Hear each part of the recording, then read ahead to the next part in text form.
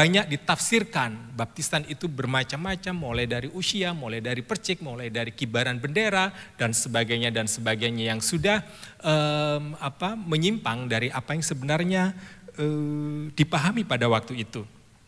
Nah, kalau kita perhatikan, sebelum Yohanes membaptis itu mereka sudah paham betul apa itu baptisan.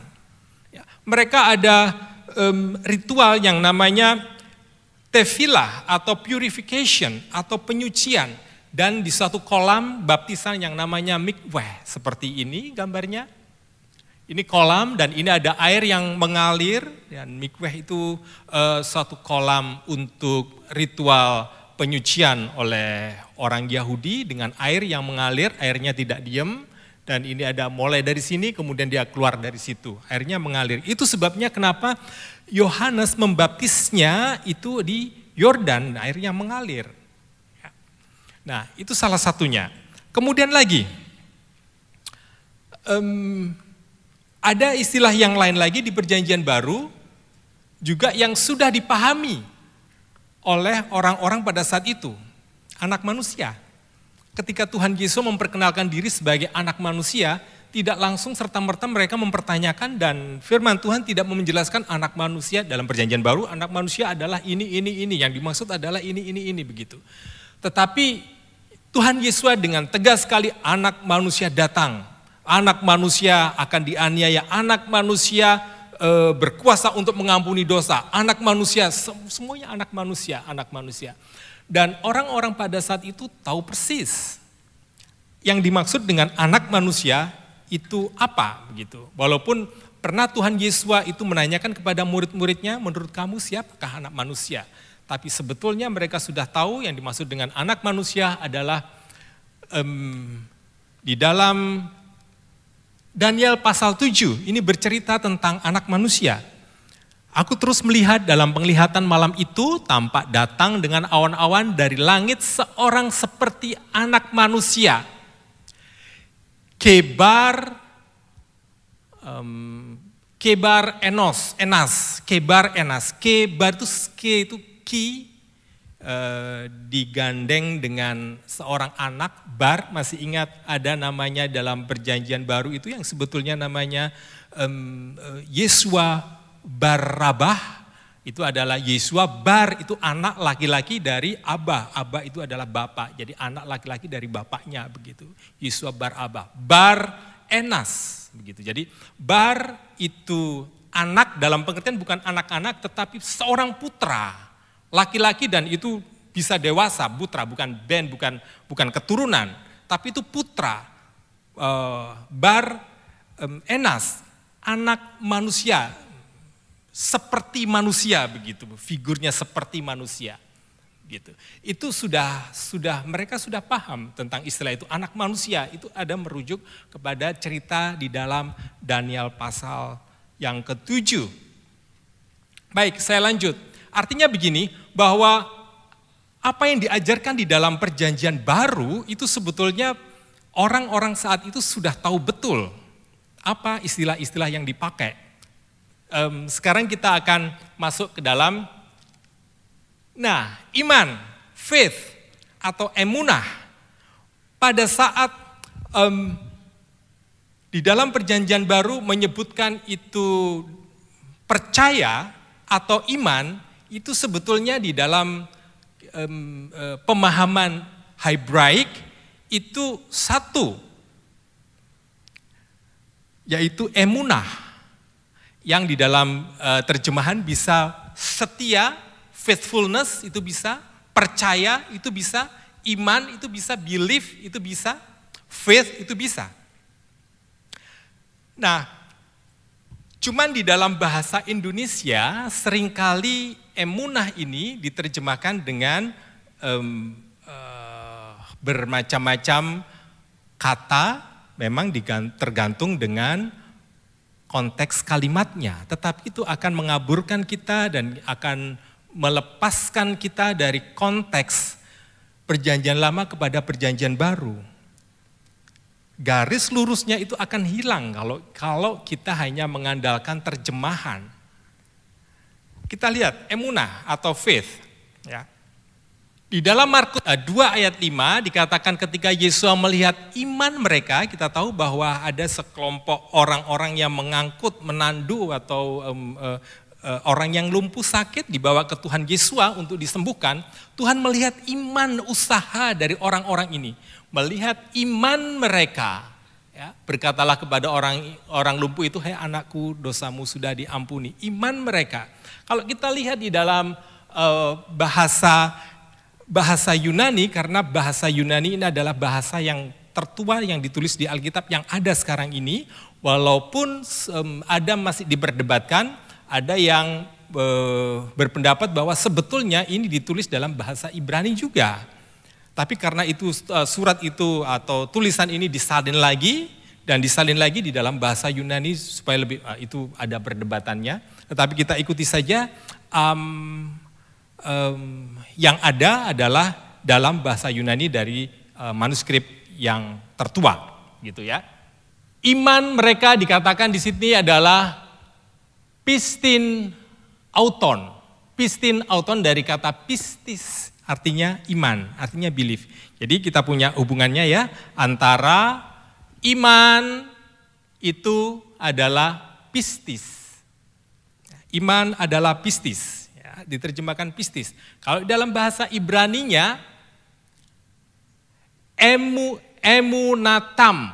Emunatam berasal dari kata emunah karena ini adalah menunjuk orang ketiga jamak mereka begitu, iman mereka, jadi emunatam ya.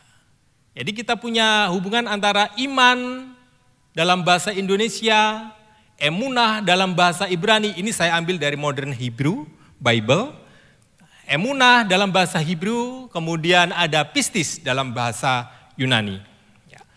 Nah, ketika waktu itu, di zaman itu, ada yang mengatakan emunah dalam bahasa Ibrani, mereka sudah tahu bahwa itu yang dimaksud adalah iman atau pistis. Pada saat orang Yunani mengatakan itu adalah iman.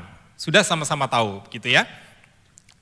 Kemudian pemahaman inilah yang akan kita pakai untuk membahas beberapa permasalahan dalam tanda kutip di dalam Alkitab. Ibu bapak sekalian, pada saat itu ketika ada pengajaran-pengajaran, ya, ada pengajaran-pengajaran yang ada, Paulus mengajarkan sepertinya ajaran baru bagi mereka. Tetapi mereka mempunyai pegangan untuk melihat apakah pengajaran Paulus ini benar atau tidak, ditariknya ke tanah, ditariknya ke scriptures yang ada pada waktu itu, yaitu Torah, kitab para nabi, dan tulisan-tulisan. Begitu. Semuanya ditarik di situ, apakah pelajarannya Paulus ini benar atau tidak. Gitu. Ya. Kalau kita baca dalam Kisah 17 ayat 11, orang-orang Yahudi di kota itu, yaitu di kota Berea, karena pada saat itu Paulus bersama dengan Silas sedang ada di Berea dan mengajar di sana. Pengajaran Paulus dan Silas pun tidak luput dari, bukan kritikan, tapi kritis, pemikiran kritis dari jemaat di Berea. Mereka lebih baik hatinya daripada orang-orang Yahudi di Tesalonika. Karena mereka menerima firman itu dengan segala kerelaan hati dan setiap hari mereka menyelidiki kitab suci untuk mengetahui apakah semuanya itu benar demikian. Pengajaran Paulus dilihat dari perjanjian lama, kitab tanah. Apakah pengajaran yang baru ini itu sesuai atau tidak? Karena apa? Mereka berpegang pada ini. Di dalam Ulangan 13 ayat 1. Apabila di tengah-tengahmu muncul seorang nabi atau seorang pemimpi dan ia memberitahukan kepadamu suatu tanda atau mujizat, dan apabila tanda atau mujizat yang dikatakannya kepadamu itu terjadi dan ia membujuk, mari kita mengikuti ilah lain yang tidak kau kenal dan mari kita berbakti kepadanya. Ada nabi baru yang mengatakan sesuatu dan sesuatu itu terjadi dan mengadakan mujizat. Tetapi kalau mereka, nabi ini sehebat itu, nabi yang hebat itu mengatakan sesuatu yang bertentangan dengan Torah, maka janganlah engkau mendengarkan perkataan nabi atau pemimpi itu, sebab Tuhan Elohimmu mencoba kamu untuk mengetahui apakah kamu sungguh-sungguh mengasihi Tuhan Elohimmu dengan segenap hatimu dan dengan segenap jiwamu. Tuhan Elohimmu harus kamu ikuti, kamu harus takut akan Dia, kamu harus berpegang pada perintahnya. Suaranya tidak kamu dengarkan, suaranya harus kamu dengarkan, kepadanya harus kamu berbakti dan berpaut. Ada sesembahan lain, ada nama lain yang patut disembah, kalau perintah-perintahnya itu tidak sesuai dengan Torah, maka itu adalah nabi palsu. Mereka mencoba untuk memahami itu. Dan sepertinya Paulus tidak ada catatan di situ dikatakan sebagai nabi palsu. Artinya apa? Apa yang diajarkan oleh Paulus itu semuanya ada di dalam tanah. Dan Petrus pun sempat memperingatkan jemaat pada waktu itu, hati-hati, tulisan Paulus ini tulisan yang sulit. Dan itu bisa ditwist oleh orang yang kurang teguh hatinya, kurang percaya, emunahnya kurang kepada Tuhan, dan menjadi penyesatan. Orang benar akan hidup oleh iman. Di dalam Galatia 3 ayat 11 dan Roma 1 ayat 17 itu hampir sama. Dikatakan orang benar akan hidup oleh iman. Ketika Paulus mengatakan ini, orang benar hidup oleh iman. Mereka semuanya sebetulnya sudah tahu pada saat Paulus mengatakan di zamannya dia, saat dia ada. Tetapi ketika kita dengar pada kekristenan modern, ayat ini orang benar akan hidup oleh iman, finish. No need Torah, gak perlu Torah. Orang benar itu hanya hidup oleh iman. Pemahaman waktu itu dengan pemahaman sekarang ini, dengan satu kalimat ini sangat berbeda. Kalau kita lihat, lanjut. Di ayat 11 saya bacakan, dan bahwa tidak ada orang yang dibenarkan di hadapan Elohim karena melakukan hukum Torah. Adalah jelas, karena orang benar akan hidup oleh imannya. Orang di hadapan Elohim itu tidak bisa dibenarkan karena melakukan hukum Taurat. Jelas sekali. Betul apa salah? Betul. Taurat tidak bisa membenarkan. Nah, ini yang saya dulu memang nggak paham. Saya memikirkan, Torah melakukan hukum Torah itu nggak bisa membenarkan. Makanya nggak perlu. Bukan itu maksudnya. Betul, Torah tidak bisa membenarkan. Yang membenarkan adalah Tuhan Yesus Hamasiah, kematiannya lewat kematian di atas kayu salib, itu yang membenarkan. Ya. Orang yang benar akan hidup oleh imannya. Torahnya benar tidak membenarkan.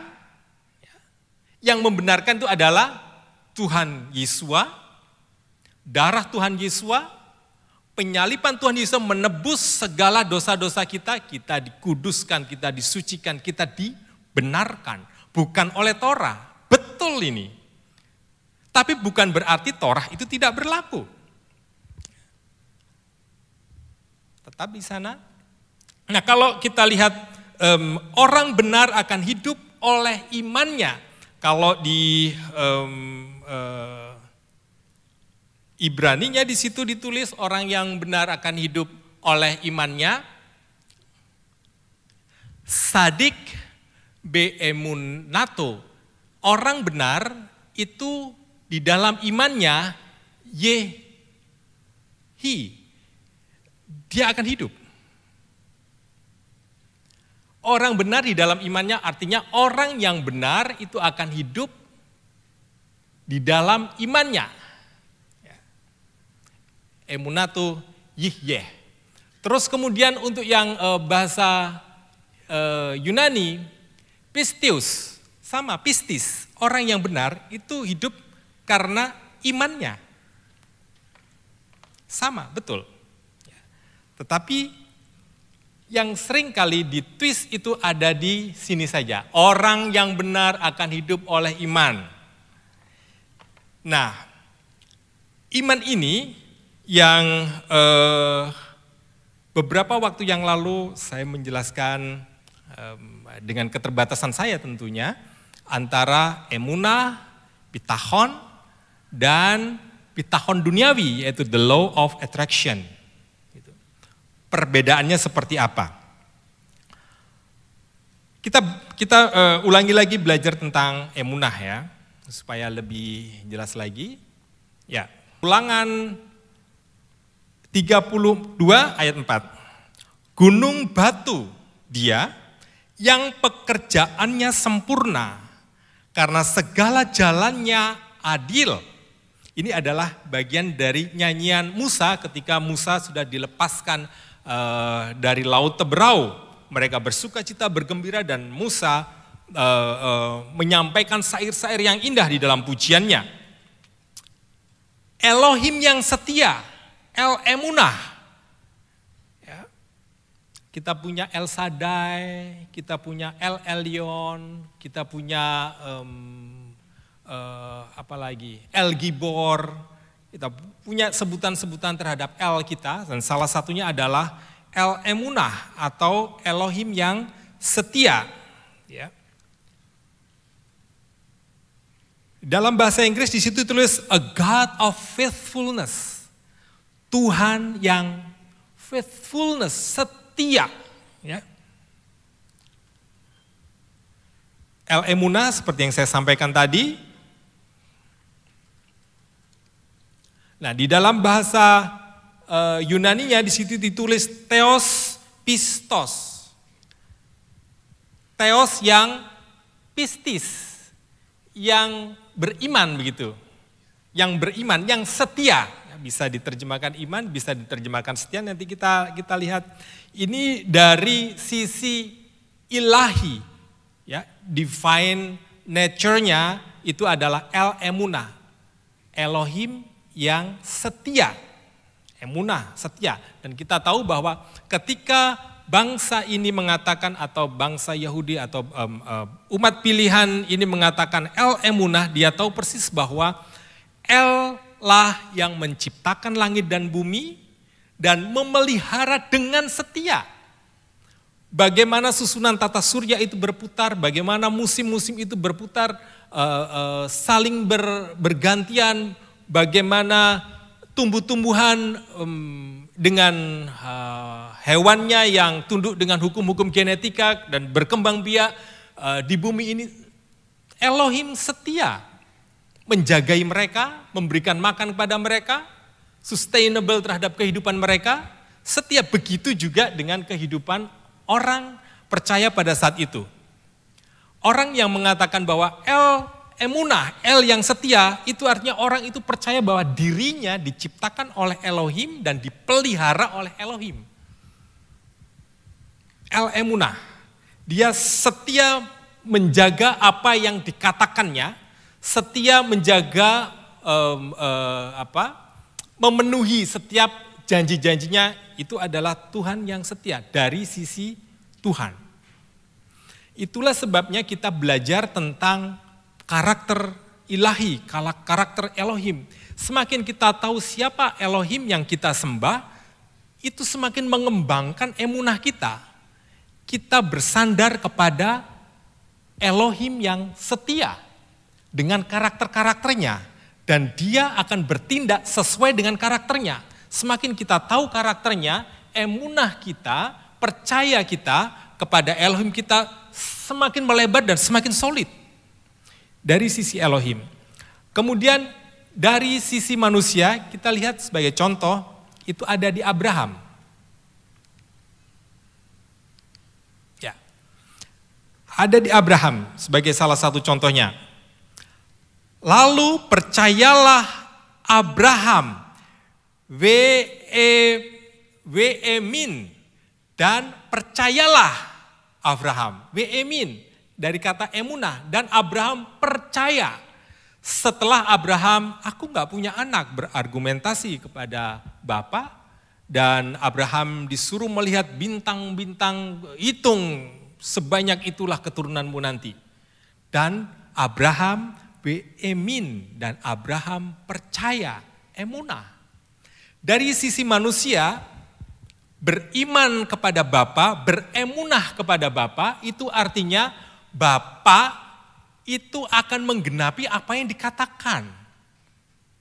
Bapa yang berfirman, Bapa yang berjanji, Bapa akan menggenapi itu. Dari sisi Bapa. Dari sisi Abraham adalah dia mempercayai seperti dia bisa dipercaya. Emunah kita kepada Bapak kita, artinya Bapak kita sanggup memenuhi apa yang kita emunahi. Gitu. Apa yang kita percayai, itu sanggup diberikan oleh Bapak. Akan dengan segala atribut dan karakternya, penyayang, penyabar, memberikan berkat dan sebagainya. Nah, dari sisi manusia, emunah dan bitachon dan the law of attraction ini adalah emunah dari duniawi. Karena kita tahu bahwa yang dimaksud dengan emunah itu adalah percaya kita kepada karakternya Elohim yang akan memberikan segala apa yang dijanjikan. Itu kita percaya. Dan itu diberikan oleh Elohim karena El-Emunah, Tuhan yang setia akan janji-janjinya. Kalau the law of attraction ini yang dipercayai bukan Elohim, tapi yang dipercayai adalah pikirannya. Dia mempercayai pikirannya, dia mempercayai alam semesta untuk memberikan apa yang dia pikirkan. Ini masuk di dalam gereja. Apa yang dipikirkan itu yang akan diberikan. Dipikirkan terus menerus. Nah, ini saya ulangi lagi sebagai satu ilustrasi ya. Apa yang dipikirkan secara terus menerus terhadap sesuatu, bisa barang, bisa situasi, keadaan, atau secara finansial. Dipikirkan terus menerus. Bukan percaya kepada Tuhan akan memberikan itu, tetapi dipikirkan dan percaya itu universe, alam ini akan memberikannya kepada dia. Dipikirkan, difokuskan. Dan apa yang dipikirkan, kalau dia mempunyai frekuensi yang sama, artinya frekuensi yang sama itu adalah barang-barang yang dipikirkan itu ada di dalam alam semesta dan frekuensinya itu sama sesuai dengan kekuatan pikirannya, barang itu akan jadi. Dan apalagi ada afirmasi dengan pengucapan dan sebagainya, kamu bisa, yes, kamu bisa. Nah, pelatihan-pelatihan semacam ini adalah afirmasi, ya, menguatkan pikirannya, ya bisa. Kalau kita kan berserah kepada Tuhan, Tuhan pasti sanggup untuk melakukannya bagi kita. Bukan karena pikiran kita, bukan cara berpikir kita yang keras, bukan. Tapi karena Elohim yang berkuasa untuk mengadakannya kepada kita. Nah, ini akan menarik pikiran ini, akan menarik barang-barang yang kita pikirkan itu untuk hadir di dalam dunia nyata kita dari sesuatu yang tidak nyata, gitu ya. Nah, akan menjadi suatu kenyataan. Ada satu hal lagi, keselamatan. Saya melihat dan saya mengalami sendiri ketika kami berdiskusi antara teman-teman begitu. Kamu percaya, pasti selamat. Percaya, ya mungkin, ya bisa. Harus percaya. Wah kurang kuat percayamu, semakin percaya semakin kuat, semakin selamat katanya begitu. Wah percaya, yakin, percaya, pasti selamat, percaya. Ini adalah ajaran the law of attraction yang masuk di dalam gereja. Itu kepercayaan saya dulu, wah saya kok kurang yakin ya kalau saya selamat ya. Harus percaya, fokus, saya selamat, fokus. Itu yang diajarkan. Tapi saya terkejut ketika Bapak Gembala, loh surgane wae sopo, wae nenek moyang kamu. Saya terbuka, iya. Bapak Gembala sendiri mengajarkan kepada kita, loh ayo ke surga bareng-bareng. Tapi masalah siapa yang masuk, siapa yang tidak masuk, bukan kita yang menentukan. Bukan karena pikiran kita, siapa yang yakin dia yang masuk surga. Yakin masuk surga, yakin. Enggak begitu ternyata. Ini adalah ajaran the law of attraction. Oke, saya lanjut. Orang benar hidup oleh iman. Apakah ini konsep perjanjian baru atau konsep perjanjian lama?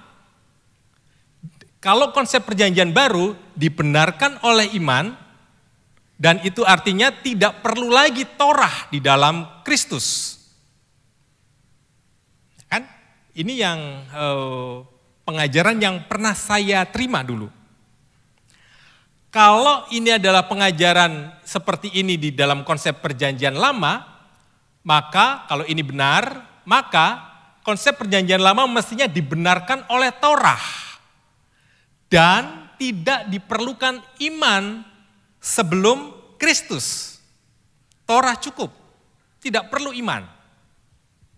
Begitu juga di dalam perjanjian baru, iman cukup, tidak perlu Torah, kan begitu. Pengajaran yang saya terima. Ya. Dan sampai sekarang pun masih tetap dipertanyakan kepada saya hal-hal yang semacam ini, dan kita tentunya dengan senang hati dan dengan kasih tentunya menjelaskan apa yang sebenarnya terjadi. Baik, sekarang kita lihat dalam konsep perjanjian lama yang menurut banyak orang dibenarkan oleh Torah, dan itu artinya tidak diperlukan lagi iman sebelum Kristus. Betulkah demikian? Itu pertanyaan. Betulkah demikian? Sebelum Kristus itu sebenarnya mereka menjalankan Torah dan tidak perlu iman. Siapa yang menjalankan Torah, dia yang selamat. Artinya kan begitu. Oke. Sesuatu yang mungkin sebagian kita akan terkejut kalau kita melihat ini. Habakuk 2 ayat 4. Sesungguhnya orang yang membusungkan dada tidak lurus hatinya, tetapi orang yang benar itu akan hidup oleh percayanya atau oleh imannya. Di dalam bahasa Ibrani ditulis sadik be'emunato. Orang yang benar, be'emunato itu ada di dalam imannya. Dia akan hidup. Orang yang benar akan hidup di dalam imannya. Ternyata Galati 3 ayat 11 dan Roma 7 ayat 17 ini sama, orang benar akan hidup oleh iman, itu dia mengambil di dalam Habakuk 2 ayat 4. Artinya apa? Dalam perjanjian lama sebelum Kristus, iman itu diperlukan. Tidak hanya Torah saja, iman juga diperlukan. Tidak hanya ayat ini, kita punya banyak sekali ayat. Setelah saya lihat banyak sekali ayat, memang betul bahwa sebelum Kristus tidak hanya Torah, iman juga diperlukan. Begitu juga setelah Kristus datang dan setelah Kristus, hal yang sama. Torah diperlukan, iman diperlukan. Tidak ada yang berubah di dalam pengajaran kekristenan. Yang selama ini sepertinya Torah tidak berlaku, dalam perjanjian baru adalah iman. Tidak. Dan pengajaran yang sebelumnya yang saya terima adalah sebelum Kristus itu tidak dibutuhkan iman. Pada saat Kristus dan sesudah Kristus dibutuhkan iman dan Torah tidak berlaku. Kalau kita lihat bagaimana dengan ayat ini, Roma 3 ayat 28, karena kami yakin bahwa manusia dibenarkan karena iman. Manusia dibenarkan karena iman, seolah-olah itu bertentangan, bukan? Dan bukan karena ia melakukan Taurat. Tadi sudah saya katakan bahwa memang benar manusia tidak dibenarkan, manusia dibenarkan karena iman dan bukan melakukan hukum Taurat. Tapi kita harus hati-hati dengan kalimat ini. Manusia dibenarkan karena iman. Iman kepada Kristus. Bahwa Kristus sudah mati, menebus segala dosa. Karena kita tahu firman Tuhan memberitahukan kepada kita dosa adalah pelanggaran terhadap hukum-hukum Tuhan. Nah, itulah yang ditebus. Tidak ada manusia yang sempurna, tidak ada manusia yang kecuali Kristus. Yang lepas dari kesalahan dari Torah. Ya. Dan bukan karena ia melakukan Torah, karena siapa yang melakukan Torah dengan benar? Dan kita dibenarkan dengan iman. Dan itu yang menjadi perdebatan dan ditutup oleh Paulus. Ditutup di ayat 31. Jika demikian, adakah kami membatalkan hukum Torah karena iman? Sama sekali tidak. Di ayat 28 ditutup oleh Paulus. Ya. Jadi kalau kita jangan lepaskan ayat 28 sendirian, tapi harus kita baca sampai pada penutup kesimpulan yang disampaikan sendiri oleh Paulus. Sama sekali tidak, sebaliknya kami justru meneguhkan hukum Torah. Meneguhkan hukum Torah, Paulus sendiri yang bilang. Kemudian di dalam Ibrani 4 ayat 2, karena kepada kita diberitakan juga kabar kesukaan sama seperti kepada mereka. Kabar kesukaan ini menceritakan tentang zaman Musa ketika Musa diberikan sabat, diberikan rest, diberikan perhentian. Kabar berita itu disampaikan kepada mereka, juga diberitahukan kepada kita. Karena kepada kita diberitakan juga kabar kesukaan sama seperti kepada mereka. Tetapi firman pemberitaan itu tidak berguna bagi mereka. Kenapa? Karena tidak bertumbuh bersama-sama oleh iman dengan mereka yang mendengarkannya. Bukan berarti Torahnya tidak berlaku, tetapi Torahnya itu mereka lakukan secara legalistik. Legalism. Tidak ada iman di dalam melakukan Torah. Mereka tidak bertumbuh dengan iman. Sama dengan kita. Kita punya iman, tapi kalau tidak disertai perbuatan-perbuatan Torah, sama, kita akan mati. Yakobus 2 ayat 14-26, sebagiannya saya bacakan saja, sebab seperti tubuh tanpa roh adalah mati, demikian jugalah iman tanpa perbuatan adalah mati. Iman tanpa Torah, prinsipnya sama, iman tanpa Torah perjanjian lama mati. Iman tanpa perbuatan Torah di perjanjian baru mati. Sama, tidak ada yang berubah di sini ternyata. Di dalam Ibrani 3 ayat 15 sampai dengan 19, saya ambil saja di ayat yang ke-8. Dan kepada siapakah Elohim bersumpah bahwa mereka takkan pernah masuk ke tempat perhentiannya, kalau bukan kepada mereka yang tidak taat, disobedient. Orang-orang di zaman Musa tidak masuk dalam tempat perhentian yang digambarkan sebagai tanah perjanjian. Siapa mereka? Orang yang disobedient, orang yang tidak taat. Tetapi kita lihat di ayat yang ke-19, jadi kita lihat bahwa mereka tidak dapat masuk karena ketidakpercayaan. Di ayat 18 dikatakan tidak taat, tidak melakukan perintah-perintah. Tetapi di ayat 19 dikatakan tidak masuk karena tidak percaya, unbelief. Tidak punya emunah. Dari ada suatu equality atau kesejajaran antara ketidaktaatan dengan emunah. Ibrani 11. Kalau kita lihat di Ibrani 11, ini adalah daftar dari pahlawan-pahlawan iman. Termasuk di antaranya ada Abraham, ada Musa, ada Yusuf, ada banyak sekali nabi-nabi, raja-raja yang ditulis di sana. Dan di ayat yang ke-13, dalam iman B, emunah, mereka semua ini telah mati sebagai orang-orang yang tidak memperoleh apa yang dijanjikan itu. Tetapi yang hanya dari jauh melihatnya dan melambai-lambai kepadanya dan yang mengakui bahwa mereka adalah orang asing dan pendatang di bumi. Semua pahlawan-pahlawan itu telah mati di dalam imannya.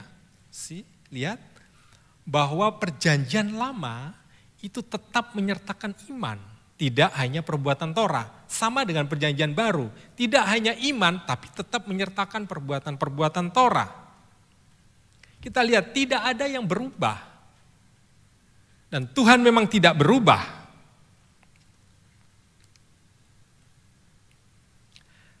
Take home message. Apa yang perlu kita ketahui bahwa unchanging God itulah yang kita sembah. Tuhan yang tidak berubah. Di dalam Maleakhi 3 ayat 6, Bapa berkata, Ki ani Adonai lo saniti, we atem bne Yaakov lo kelitem. Ki ani Adonai, sebab akulah Adonai. Lo saniti, tidak berubah. Atem dan mengatakan itu kepada Beni Yaakov, keturunan Yaakov, lo kelitem, tidak akan dilenyapkan. Dan kita lihat Beni Yaakov yaitu Israel ada sekarang ini sebagai bukti bagi kita, bersyukur kita mengalami zaman ini, itu sebagai bukti bahwa benar-benar Elohim Adonai, Bapa Yahweh itu tidak berubah. Ketika di grup kami, anak-anak Tuhan di alumnus kami di FKH, ada yang mengatakan bahwa Israel sekarang ini adalah bukan Israel Alkitabiah. Lalu saya jawab, apa punya buktinya Mas? Buktinya apa kalau Israel sekarang ini bukan Alkitabiah? Dia terus bilang, oh itu yang diajarkan kepada kami. Oh sama, saya dulu juga diajarkan begitu. Lalu saya kutip ayat ini. Kalau kita mengatakan bahwa Israel yang sekarang ini adalah bukan Israel Alkitabiah, itu artinya kita mengatakan bahwa Elohim kita, Adonai, Bapa Yahweh itu sudah berubah. Karena Bapa Yahweh tidak berubah, makanya ada Israel sekarang.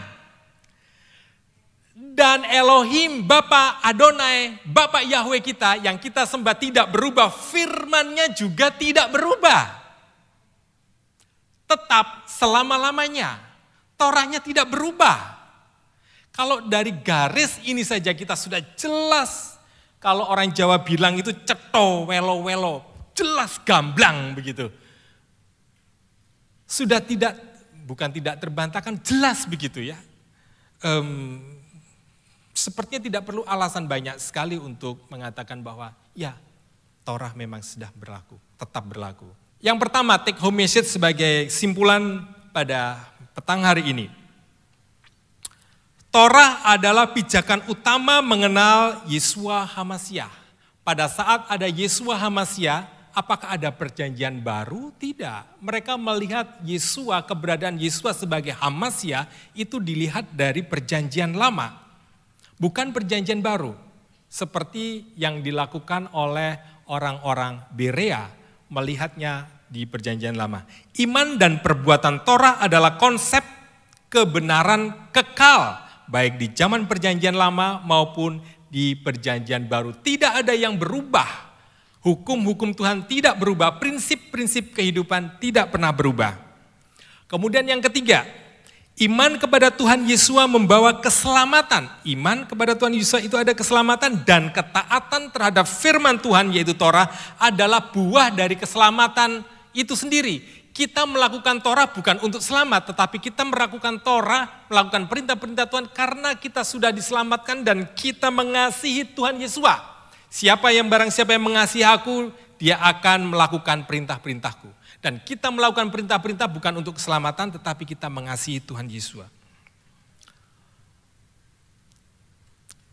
Bapa Yahweh tidak berubah, begitu juga dengan Tuhan Yeshua tidak berubah, tetap sama, baik kemarin maupun hari ini dan sampai selama-lamanya. Tidak pernah berubah, karena Bapa Yahweh itu adalah Tuhan Yeshua sendiri. The last but not least, adalah di dalam Kisah 1 ayat 8, tetapi kamu akan menerima kuasa kalau Roh Kudus turun ke atas kamu. Tidak hanya menjadi saksi, tetapi kita dikuatkan, kita dipimpin untuk segala kebenaran, dan kita diberikan kekuatan untuk melakukan Torah. Kita bersandar kepada kuasa roh Tuhan. Kalau di zaman yang lalu apakah nggak ada roh Tuhan? Ada roh Tuhan. Tidak berubah. Di zaman sekarang ini, zaman Roh Kudus bekerja secara luar biasa, dicurahkan berlipat kali ganda kepada kita untuk membuat kita bagaimana bisa menurut Torah. Kiranya Tuhan Yesus dipermuliakan. Saya kembalikan kepada Bapak Gembala.